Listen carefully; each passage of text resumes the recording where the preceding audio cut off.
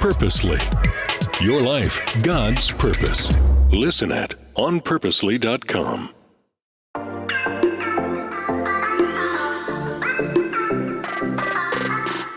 Hello, everyone, and welcome to the Gospel Tech Podcast. My name is Nathan Sutherland, and this podcast is dedicated to helping families love God and use tech. Today, we're doing a little something different. We're kicking off, I think it's going to be like a little side project passion situation. We're joined today by Nathan Betts. Welcome, Nathan. Yes, thank you. Good to be here. And we are going to be starting this conversation on what does it look like to redeem the conversation around culture, God, and technology. We don't have a fancy title at this point. We're brainstorming, workshopping. But I guess to get us started, I want to have Nathan introduce himself. So would you tell us a little bit about yourself, why you're here on a podcast where we're talking about something like redeeming this conversation, and I guess what should listeners know about you? Yeah, I think so much of how this came to be is conversations, friendship, and actually realizing that not everything, but a lot of what we do is driven by Jesus. You and me, we do? Yeah, you and I. I think you, especially... you and I, thank you for the grammar there. For what you do when it comes to tech, it is a wonderful thing. I think for me, as I sort of come back a bit and look at, okay, how, what do I do? I think probably for approximately 15 years now, I've traveled around North America and the globe presenting the message of Jesus Christ. That, I put in the words of like beauty, attractiveness of Jesus to different facets of culture. Even when I look at the groups to whom I've spoken, yes, church conferences, schools, youth groups, but also unique spots like say in the big tech sector, business, boardrooms to policymaking spaces, and all of that is always a space in which I've been presenting the message of Jesus to the questions that people are asking in those particular contexts. So certainly a sense of dauntedness in all of it, but also certainly a feeling of inspiration that Jesus actually is profoundly not only important, but good news into those spaces, albeit, depending on the context, enormously complex context. I've certainly spent some time in and out of the pastorate, and right now I'm working as a speaker, writer, right here out of lovely northwestern United States. Okay, but there's a couple things because you're not from this area, right? Unlike myself, where I just have the moss just ingrained in my bones. Where are you from? Yeah, tell us a little bit about that. Your family. Yeah, so I'm born and raised Canadian. What I often say is, if you prick my skin, I still bleed maple syrup. And still say "dur" though? That's really the question. Dur. Well, I say sorry. Sorry, I can say yes, absolutely, Took, 100%. Okay, all right. Yeah, I don't. I think I might say a bit, but if it comes out, then definitely people say, "Oh, there Canadian." We brought it up, and you just said "out," and right. So you have Canadian. So there it is. So I am American citizen, but you can take the boy out of Canada, but you can't take the Canadian out of the boy. So I am dual citizen, but I born and raised there. Americans would think of it as Northeast because it's just where I grew up. It borders New York State. So it's, gets proper winters, the 4 seasons, summer can get early winter, late winter, deep winter, and summer. Those are your right. Yeah. 4. Yeah. Okay. Yeah. And humidity, for Pacific Northwesters, okay, humidity happens a bit, but not, and you have to go out there and then you get the humidity. I loved it, growing up there. So I grew up in a place called St. Catharines, which is close to Niagara Falls, a great area, gorgeous part of Canada. And that's where I grew up. I grew up in a Christian home, but really encountered Jesus when I was a teenager. And shortly after that, I mean, months, if not maybe a year, give or take, I felt the call to be an evangelist. And I didn't know the fullness of what that meant, other than I just knew, man, I want to tell people about Jesus. And mentors of mine, particularly my uncle there, who was very close to me, he said, look, if you want to do this seriously, you need Bible and theology under your belt. That's got to be your foundation. So he suggested a couple places. One was Moody, and another one was a place called Tyndale, now known as Tyndale University. When I was there, it was called Tyndale University College. Anyway, Christian liberal arts university, great spot where I did Bible and theology. I'm very grateful for that time. And honestly, my vocational pattern, it's not necessarily the way the crow flies, so to speak. It wasn't necessarily this clean A to Z. I felt called to be an evangelist, so I actually did go and study. I did a bachelor's degree in religious studies, a lot of theology and biblical studies. But then after I did that, I felt utterly useless as an evangelist. So I just got a job. I worked at Gap clothing store, and then I worked for the Toronto Blue Jays baseball club. My apologies to anybody who is not a Blue Jays fan. Here. Yeah, and they're like, they're legion. We're turning it off. Yeah, we're done. Yeah, but the reason why I mentioned that is it's not incidental. I worked on the ground crew there, and if you can imagine, like sort of raking the dirt. Oh yeah, absolutely. I mean, we were called ground crew, but basically we were just guys who worked with dirt and clay. And I worked on the pitcher's mound for 3 years, and then I did home plate, and all of that meaning repairs, repair work, repairing all the holes and the cleat holes, and making it all, pounding that in again, and then getting it ready for game condition.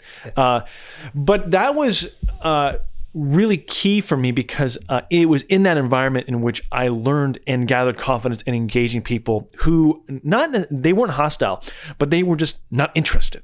Yeah. It wasn't like people had these hostile or vociferous antagonistic comments against Jesus or Christianity. They just didn't care. I mean, all of us guys at the time, we were in our early 20s, more interested in, what guys in their early 20s are interested in. And it wasn't that. So that...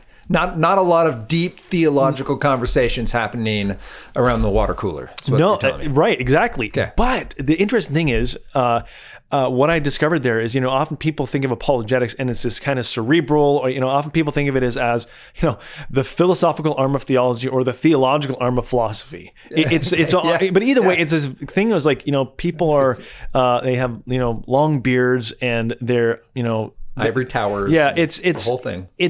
And it's not practical. That's the main thing, right? It's not relevant to me. And what I discovered there is apologetics is profoundly relevant because it's simply explaining why you believe what you believe. I was just going to ask you, so the definition for apologetics then, because you said evangelism, this idea that we're sharing this good news, but apologetics is, say it again for us.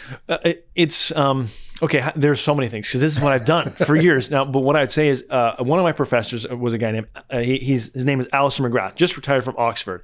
And he actually had a great way of saying it. Apologetics is simply sweeping away the debris that covers the truth so that people can actually have a clearer view of the truth, and that is Jesus. There are loads of comments that come to mind when I'm asked what apologetics is, but part of it is Blaise Pascal, for instance, French mathematician, in his book Pensée says, make it attractive. Make good men wish it were true, then show that it is. And that's in so much that, and now that's intellectual speak maybe, but that corresponds to Jesus.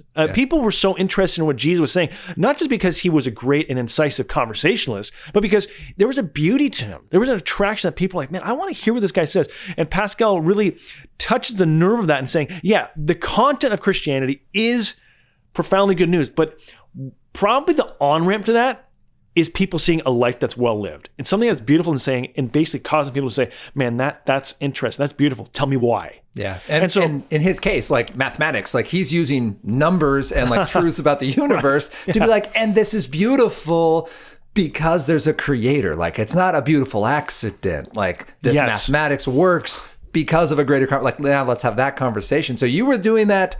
You realized apologetics was effective in the Toronto's organization then. Yeah, well, and here's the thing, right? What I discovered there is, to what you said, we weren't having these heady, oh my goodness, like get out like words like metaphysical and all these. No, we weren't having them, but we were having apologetics conversations. We just didn't know it. So for instance, I'll give you one example that's maybe like, past PG, but at the end of a homestand, maybe I'm oversharing here, but a lot of guys would go to whatever you want to call it, like a strip club. I'm not sure what the word now is, like colloquial, but if it's an adult, the point, adult entertainment. The point is, it's a spot where actually no Christ follower should be even like thinking about. All the guys were going to this club, and at the end of the homestand, and they're like, "Hey, Nathan, you coming?"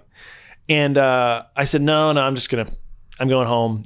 So there was only one other guy on the crew at the time who they're like, "Oh, well, we're going like." Except this one guy and me. And he's like, well, since you're not going, I can take you I can take you to your apartment.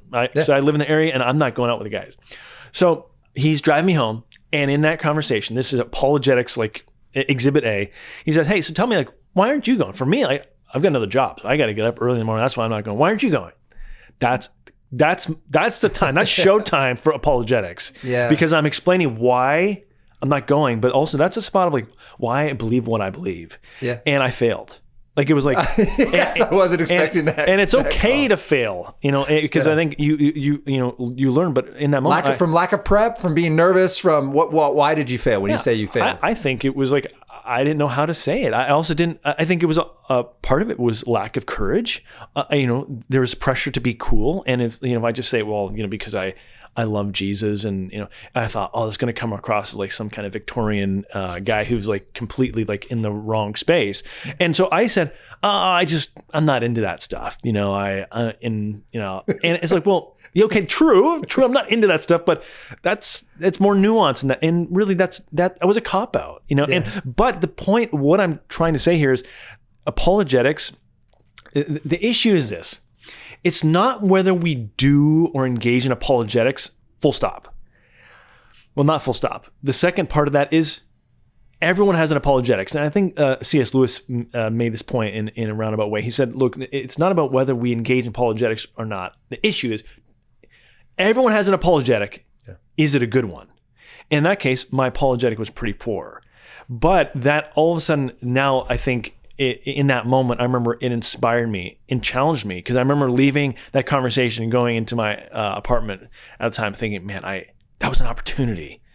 And so for some of us, we might not have those opportunities on a daily basis, but if we are following Christ, there will definitely be opportunities. The question is not will we engage in apologetics? No, the issue is we all have an apologetic, but is it a good one? Yeah, we're all attempting to sift the dust away from truth in our lives. And this is everyone, like atheists are trying to sift the dust away from, unless they're really like the hardened, the Christopher Hitchens was no longer trying to sift dust away from truth. In fact, when a debate I watched of his, he's like, no, like if I met God, I would spit on him. Like if he knew this was God, creator of the universe, he wasn't an atheist, he was an anti-theist. And that is a different category. But the rest of us are looking for, like, I want something true. I want something meaningful. I want purpose. Yeah. Hence our conversation. So you go from Toronto though, before I let us like dive into the culture side. Yeah. Yeah.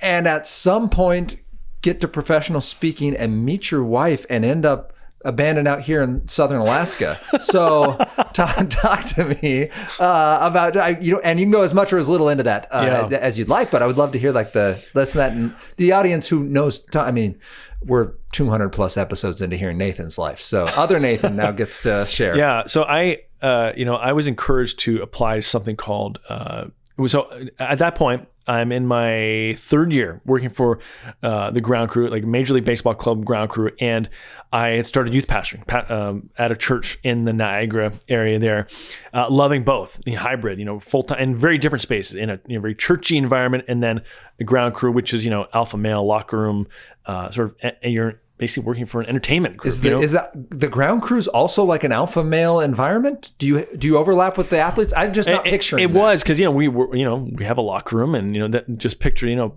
14 college guys lifting stuff, running around, doing that, working outside, chest bumping and grunting and throwing things. Yeah, a bit of that. Now, of course, there was I should say that there was a professionalism. We did work in the public as well. So, but we 20 something, in our 20 somethings at the time, and anyway, so at that time I was encouraged to apply for a program that it was called the Oxford Center for Christian Apologetics, and it was run via Wycliffe Hall in Oxford at the time, and it was a 1-year study of Christian apologetics, intensive certificate program, and I applied to it not thinking that I'd be offered a place, then I was. And so I actually left something in Toronto, but Niagara, those two jobs that I loved. I loved, working with students, investing in people's lives. And left, and I studied apologetics for 1 year there in Oxford, England. And I stayed on. I got to know a person there, a guy named Michael Ramsden, who was the European director for Ravi Zacharias International Ministries. I stayed on. I worked with him and traveled throughout Europe and North America and was mentored by him for a year. But that second year when I stayed on to work for him and learn from him, I met my wife, Brittany. Brittany was studying apologetics that second year, and we met each other. And actually, just quick footnote, we actually met in C.S. Lewis's house. Oh, what? So, okay, I didn't know So that. yeah, that second year, it's a student house that's run by the C.S. Lewis Foundation out of Redding, California. It was a restoration project, taking that house and basically restoring it back to what it was like when C.S. Lewis lived, and all the the Inklings and Tolkien and I think who else would be Warney would have been there, but also I think Warren Barfield. I might be getting names wrong. Anyway, all those guys were there. The Inklings were in the common room there, and it was there. It was a beautiful and amazing opportunity. But the biggest thing of all was I met my wife there. That's incredible. So let's see. After that, we got married in 2009 down in Bend, Oregon. We moved back to London where I did my master's, and still thinking I was on track to do something in the field of evangelism and apologetics, whether that be in a church, whether it be maybe in a university setting, whether it be for a nonprofit. And so I ended up doing that. I worked for just over 10 years in our Canadian office out of Toronto, 4 years, and then 6 years out here in the Pacific Northwest, part of our U.S. team, working as an itinerant speaker, apologist, writer with Ravi Zacharias International Ministries, sort of doing that stuff, globally, and just loving it. And that wrapped up in 2021.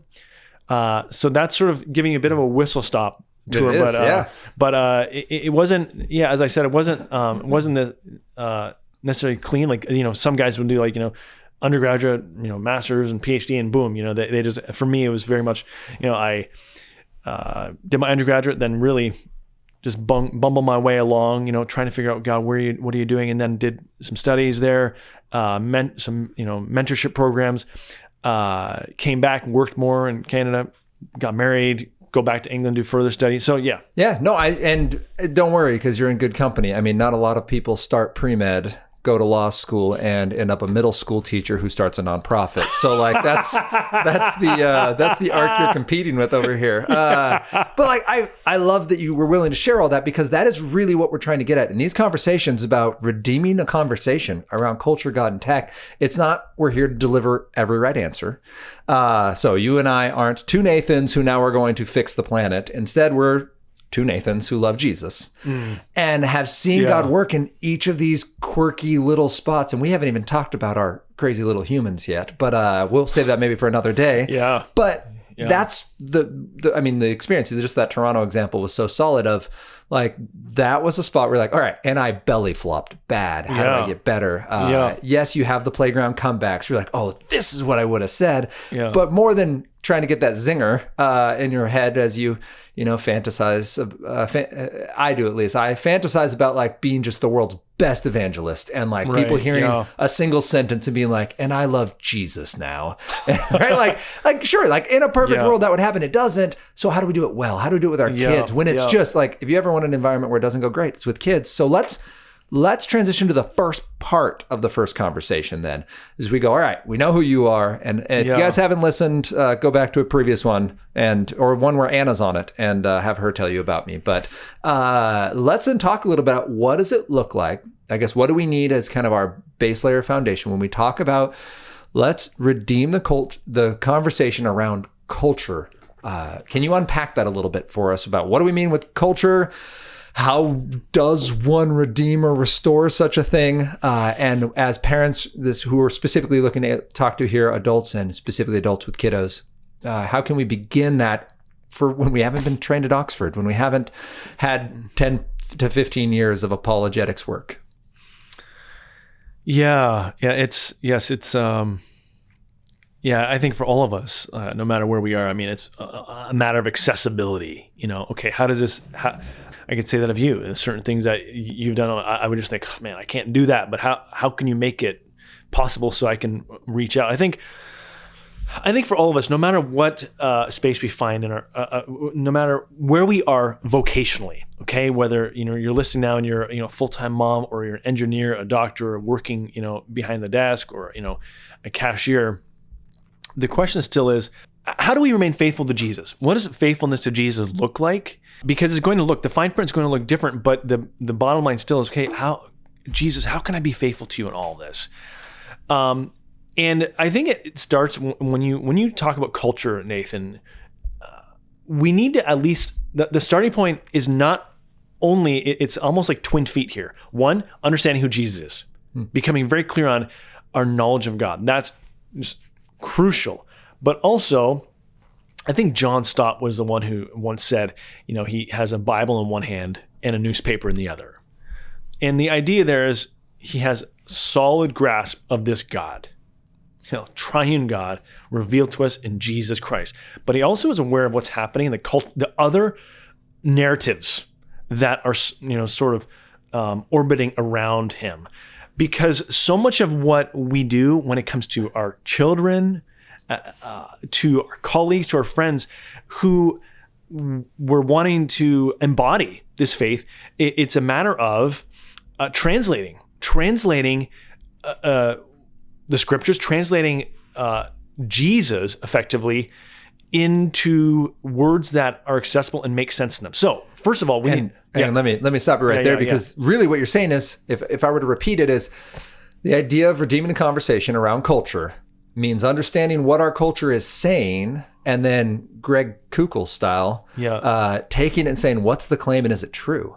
Right? Like that's what we want to equip parents. And that's my heart behind this. And like, I heard you just say that right there. Like, we're going to have our Bible and we're going to know the verses and we're going to have our scripture and we're going to understand sound doctrine. And we're going to make sure we know the newspaper, because like you said earlier, when apologetics is sweeping away the dirt, like we got to sweep the dirt far enough away to make the word of God clear. And people have their own little mounds. Like kids are seeking truth and all sorts of terrible lost areas, especially digitally. That's my passion, obviously, is the tech side. But our culture is looking for truth. And when they miss, it's not necessarily because they're trying. It's because they think this thing will bring life. And the idea of parents, and what I heard you saying is parents, the apologetic approach here of redeeming this culture isn't fix them. Like, we're going to have good enough rules and now we're going to get it right. But like, expose it. Like, show the lies for what they are, so that you can raise your kids up, so that you can see truth. Is that accurate? Yes. Yeah. I think when I think of this, I think that we need to come to grips with the fact that we are living in strange times. That's fair. That's a fair. And I think euphemistic. if we don't, it's almost going to be this constant butting up against this wall. But I think we need to first of all concede that we are, as one person put it, these are not normal times. So the sooner we come to grips with that, the sooner we can more meaningfully engage our culture and even those around us. I was thinking like how to describe this culture, and I came across this line by the late Rabbi Jonathan Sacks in his book Morality. I quote here. He says this: "I believe that we are undergoing the cultural equivalent of climate change. And only when we realize this will we understand the strange things that have been happening in the 21st century." And then he says, in the realms of politics and economics, the deterioration of public standards, of truth and civil debate. And he goes on and on. Go ahead. Oh, and what does it mean? I mean, that's... I was going to say, so much of what that means is, if nothing else, what he's saying there is, even if for some of us, we say, we might, poo-poo the whole thing of global warming. The idea there is, this didn't just happen overnight. When we have all these cultural conversations and in which people are asking questions about things that we would not too long ago have said are unquestionable. Yeah. Like, why are we even discussing this? This is not a question mark. Are we not clear on this? And apparently at the public discourse level, we're not. Yeah. Well, what Jonathan Sacks is saying there is, look, this didn't happen overnight. This has been, putting in my own words here, this has been a slow burn. And going back, we are still seeing a lot of postmodern thinking right now. And what I mean by that is, and when we've talked about this before, postmodernism, I think, can best be described more than anything else as a mood. If people or try to pin down, okay, what is postmodernism? Okay, we can put it to philosophers like different existentialist philosophers who were really proponents of this, like Jean-Paul Sartre, Jacques Derrida, others, but that in a way, that's, don't want to go in the weeds, which I sort of already did. But the idea there is postmodernism. The weeds were there. Yeah. The idea is this moment just didn't happen like, oh my goodness, 2020 or COVID or, like some public policy making that happened in 2020. And now we're having this conversation. No. This has been decades, if not longer, in the works. So it's helpful to understand, I think, how we got here. Also interfacing that with Jesus, because it's not like it caught Jesus or like Godhead off guard. Like, oh my goodness, what do we do about this? No, it's not like, but for us to be strategic and constructive and incisive in how we embody Jesus, how we represent him, I think it's on us to also understand something of our culture and how we got here. So then as parents, and I think we should probably wrap up this portion of the conversation right here, because we have a firm introduction to the culture side, I feel right there. Yeah. But to put a bow on it, then you're saying the premise behind this conversation that parents can really latch onto is the fact that we live in a culture that is, in your words, postmodern, which is a mood. Yes. And I mean, I would love to nod along with that, but I think if I were to interpret that, would you be comfortable saying that postmodernism is a vibe then? Is that, can I put a Nathan Betts seal of approval on that statement? Maybe we can do that. I don't think that's actually a stretch, because so much of it is feeling. That's why when we hear different ethical decisions, the words that are used are feeling. Yeah. And here's the thing, the scriptures and Jesus are not, Jesus does never, he never poo-poos or puts a strike. He never puts a strike through emotions. Right. But what we do gather from scriptures is this: emotions and feelings are not always trustworthy. Yeah. So they are an integral part of the human experience, but they're also flawed. Yeah. So we have to be mindful of them in accompaniment, in conjunction with everything else. Yeah. So this was this week with my children, where someone was having very big feelings about something, and I was like, all on my the heart above all else is not to be trusted, child. And my wife lovingly stepped in and I was like, but doesn't mean it's not real. And we have to, we do see Jesus validate, I understand this is how this feels, and there's truth beyond that. And I think when we talk about culture, if we could just get that, listeners, as we're talking about this conversation, how do we redeem a conversation around culture? We recognize that what the culture feels is real to them. What our children feel is real to them. That doesn't make them right. It means that it's real, meaning this is what they're experiencing, this is what they're going through, this is what they believe they need to react to in accordance, which means the dust you have to brush off don't feel that way, but instead of, hey, here's why that real feeling is being caused by something that's unhealthy or another misunderstanding you've got, or needs to be exposed to the light and love of Christ, because whatever's drumming up that mud, that confusion, that dust, whatever the metaphor continuation would be for the unearthing of gospel truth, it's muddying the waters, it's confusing their minds and hearts, and it is causing them to act incorrectly. And the best, most loving thing we can do is expose them to the truth and love of Christ in action and in scripture. So that's kind of my hope in this cultural conversation side is, hey, let's talk about, so here's what we're going to do. We're going to end this episode. We're going to jump in next time. And are you cool if we jump right in on the postmodern to modern to, as parents, we won't get too theoretical. We'll go, all right, what does it mean for TikTok? What does that mean for what God has become in our culture, and why this is a slow burn, and what my kid should expect on the playground or at the grocery store or when they watch their show who has a questionable, premise. Does that work? Yeah, let's do it. Okay. All right. Listeners, if you enjoyed this, let us know. Right now, we don't have a email for this show because we don't have a title for the show. So right now, it's just Nathan@gospeltech.net or Nathan at, what's your email? You just go to nathanbetts.com. Nathan@betts.com? Well, that you can get me. There's contact information go there. Nathan Betts. Just nathanbetts.com is my website. 2 T's. Yes. 2 T's. Yeah. Awesome. Then let us know if you've got questions, if you have areas you'd like us to run with this, that'd be awesome. And then share it with friends if this is beneficial. And please join us next time as we continue this conversation about how we can redeem the conversation around culture, God, and tech.